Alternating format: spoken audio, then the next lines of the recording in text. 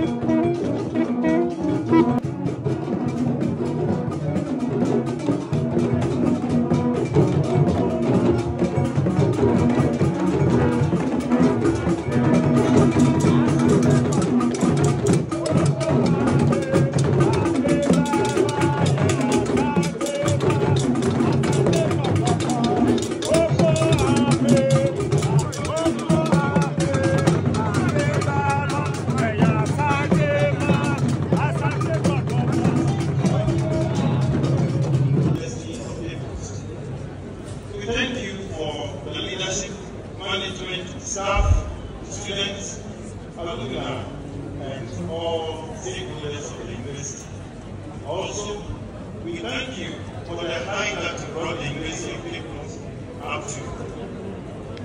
For today's special congregation in shall sing the national anthem.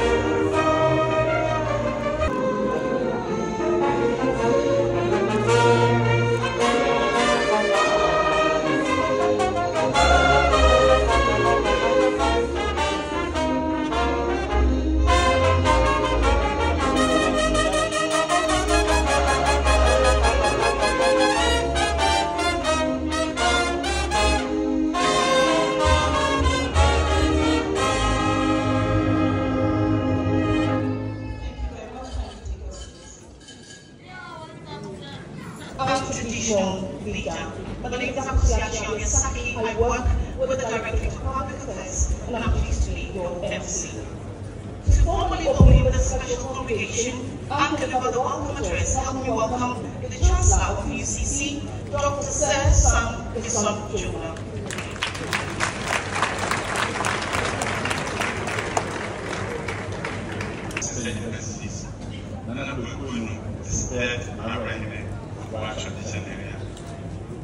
Members of Parliament, representatives of the power of education.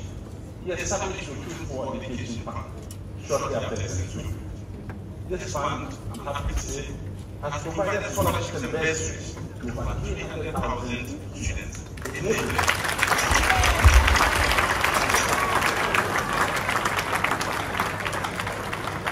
enabling countless young Ghanaians from all regions, from all tribes, to access quality education and contribute to the intellectual and economic growth of our nation.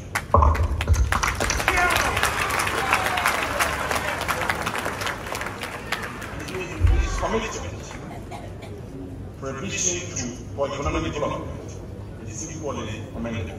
In 2019,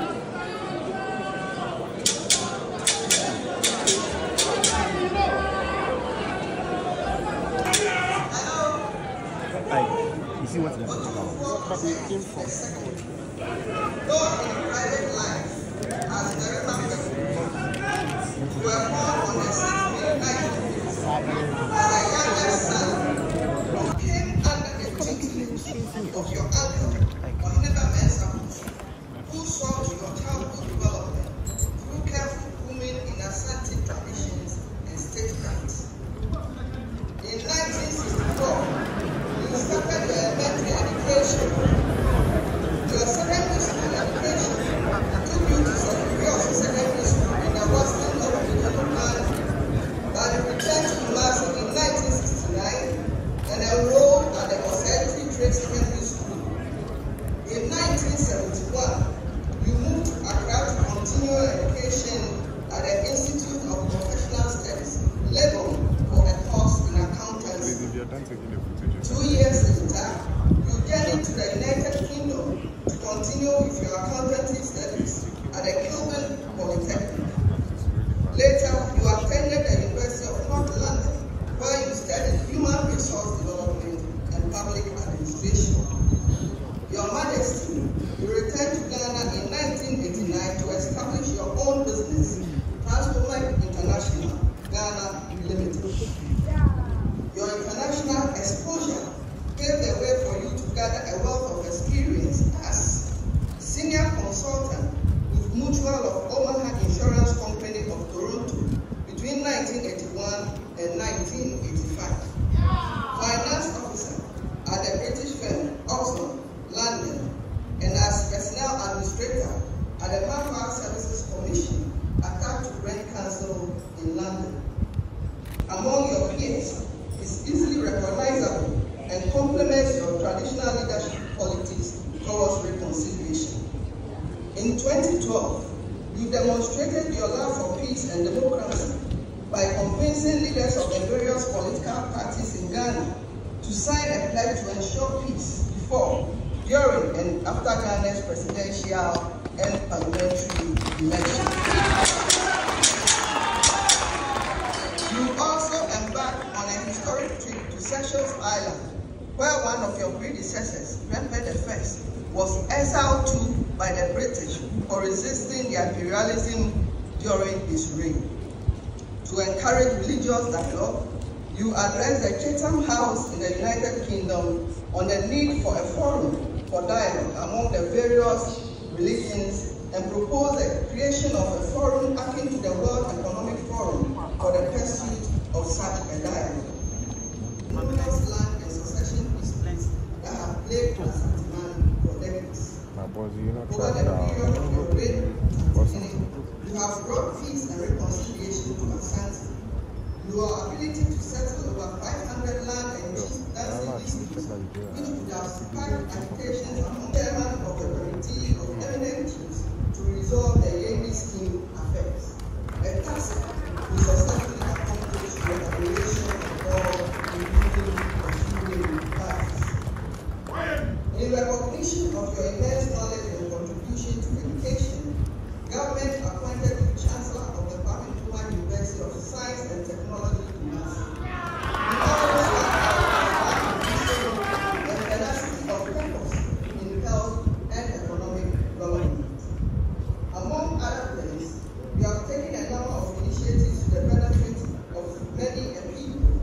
Some of these include the Otumfuo Fund to generate resources as an effort to provide opportunities for quality primary, secondary, tertiary, and vocational education in Asante and Ghana as a whole. In 2000, you embarked upon a vigorous campaign to draw attention to the benefits of individual and group sponsorship of the education of orphan children. Sorry. The way he did it, I go to see your show. Has benefited over 100,000 students at various levels of education. The mega of the above foundations under one umbrella of the Otumfuo Osei Tutu II Charity Foundation, whose money appears unrestricted and currently doing remarkably well in the areas of supporting people.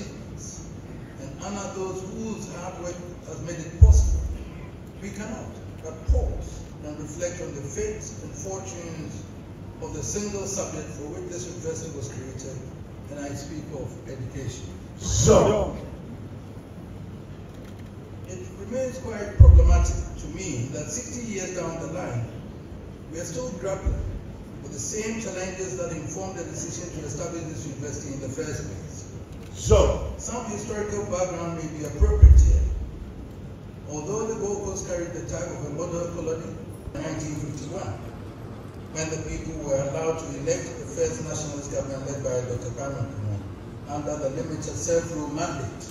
So, the government took the view that education was the key to the development of the country, and consequently launched the accelerated education program to accelerate the pace and level of education. So, additionally, a program of adult education was launched to drive the mass literacy. In 1951, total enrollment in primary schools was 154,000, middle schools 66,000, secondary and technical schools 3,550, teacher training colleges 1,960. The total enrollment of the University College, the forerunner of the University of Ghana, was 208 students.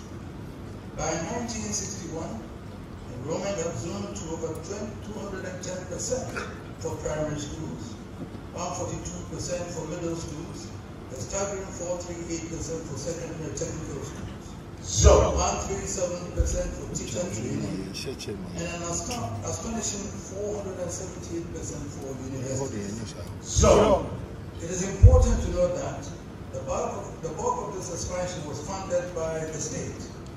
Indeed, even the churches which had been carrying the financial burden of education at the height of the colonial administration were required to gradually disengage.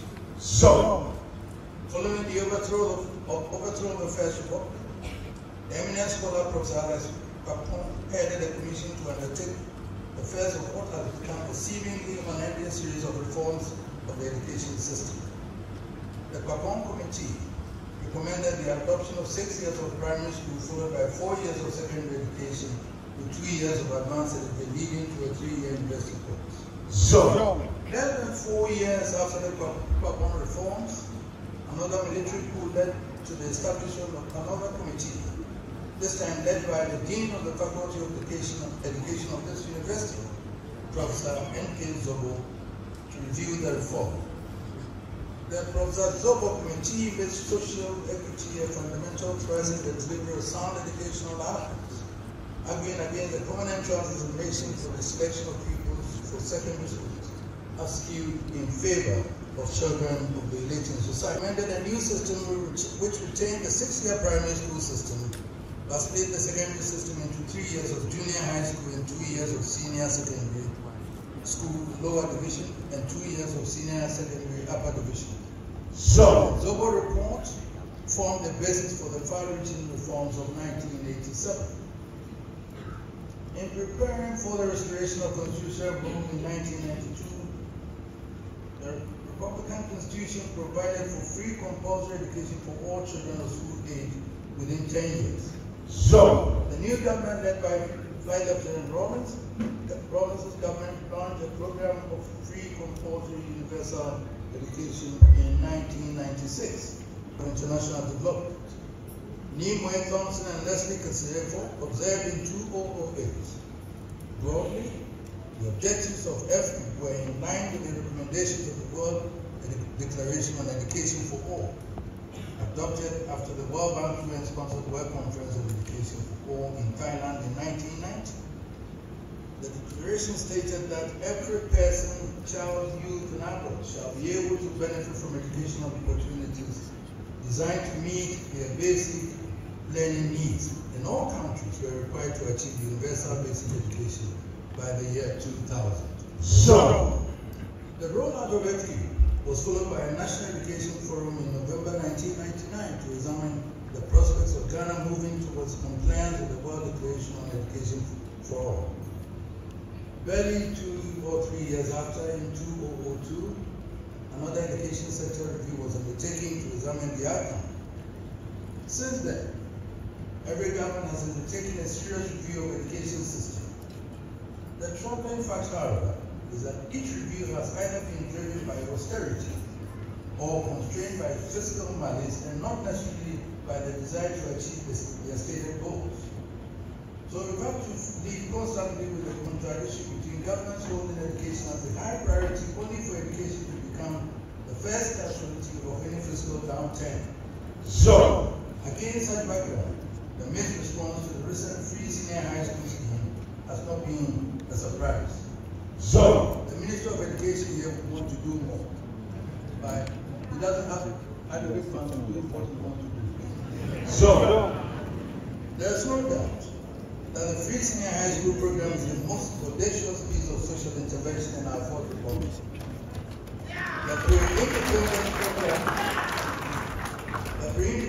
I can't help asking myself, is that what education can deliver for all our investment and all our sacrifices?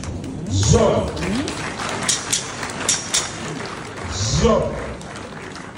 we should not forget that financing education has required enormous sacrifices.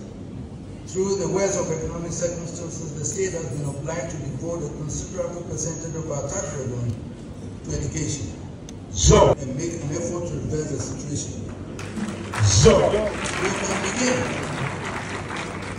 fashioning a new relationship between state and academia that engages the expertise of academia in the process of policy formulation on a continuous basis. I have no doubt about how beneficial it will be for the country to create a unique background of experts from academia, business leaders, traditional leaders, and government, tasked to address the seemingly intractable problems of the economy. This could be the beginning of continuous collaboration between academia, the state, and captains of business in finding solutions to many of our social problems. For this to happen, however, we will need academia to wean itself of gross partisanship and cultivate and enshrine a culture of rigorous objectivity. This should allow the universities as a collective responsibility to establish the right mechanism for rigorous continuous evaluation of the performance of national institutions and help inject some efficiency into the system. Help us inspire a new era in which the achievement of measurable national goals take precedence over the pursuit of personal gains. With an environment in which the state can reach out across party boundaries to draw the patriotic service of its esprit without attracting unwelcome labels. The good thing is that there's more than a silver lining ahead. Ghana remains one country in whom nobody can afford to lose confidence. Given the combined human and natural resources at our disposal and the heritage from which we have grown, we would only fail if we want to. And I don't believe there's any Ghanaian who contemplates failure anytime. Let's hope then that we will not give into any doctrine of despair, but rise to the challenge to herald a new era for Ghana.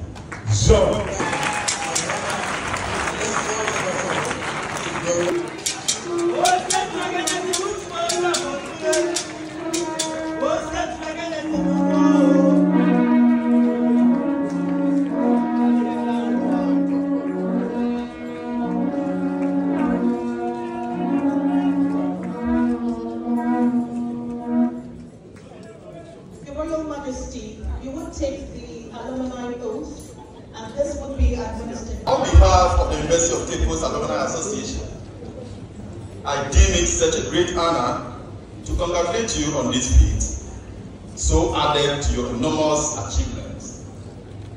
We are indeed proud and honored to welcome you into the alumni fraternity.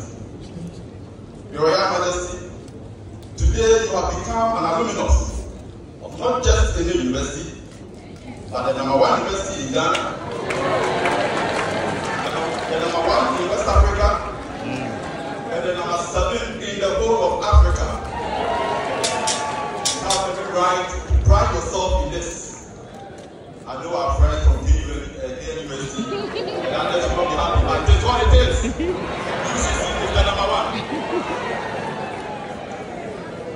Your Royal Majesty, you have also become an alumnus in a very good time, because next month, the Alumni Association is planning to launch the UCC Alumni Scholarship Scheme for Student Support. Initially, our target was 2 million cedis, but today we have changed our mind. Our new target is 3 million cedis. Your Royal Majesty, that goes to say that the extra 1 million is only yours. If you have your checkbook here, you can write it, or we come to mention. We'll talk about Your Royal Majesty. You mention your name, then we take it from there. So I Otumfuo Osei Tutu II. do solemnly pledge to fulfill my duties as an alumnus of the University of Cape Coast. I pledge to use my knowledge, skills and experiences to the best of my ability for the advancement of learning and for the well-being of my community and country. I promise to be a loyal ambassador for my university, to promote the welfare and maintain the reputation. I will endeavor in all my dealings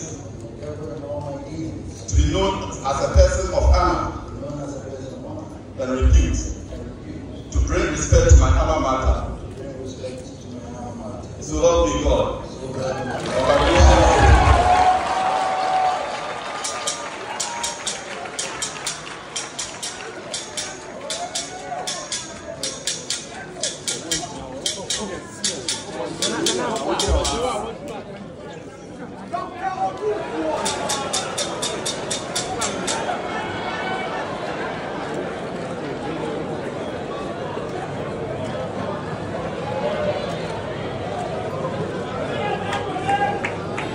Your Royal Majesty, respectfully before you take your seat, the Asante Koyeko, which has residents who are Ashantis in Cape Coast and here at the University of Cape Coast, have a presentation.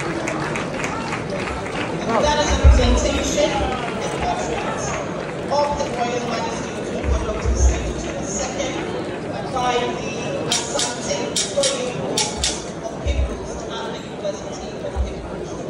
Thank you very much, Asante Koyeko.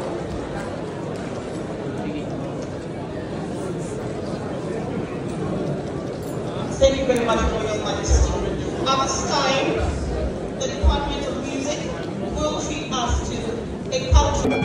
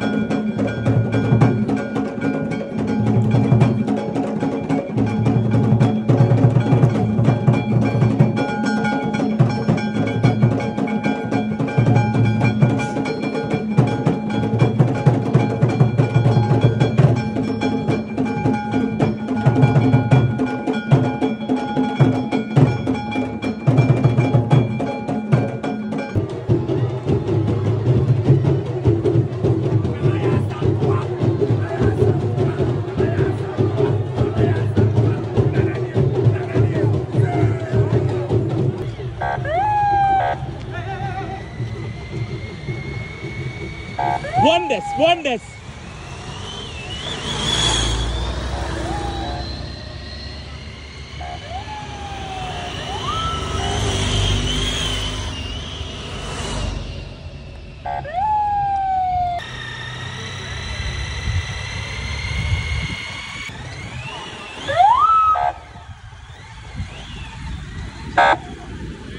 It's the right.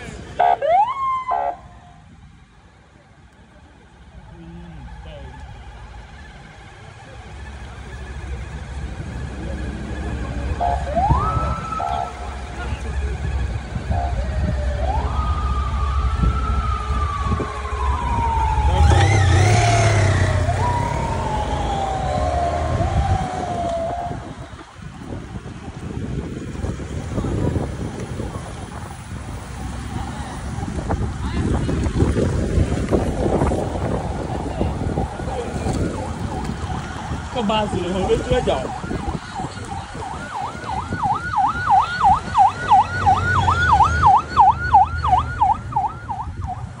I know,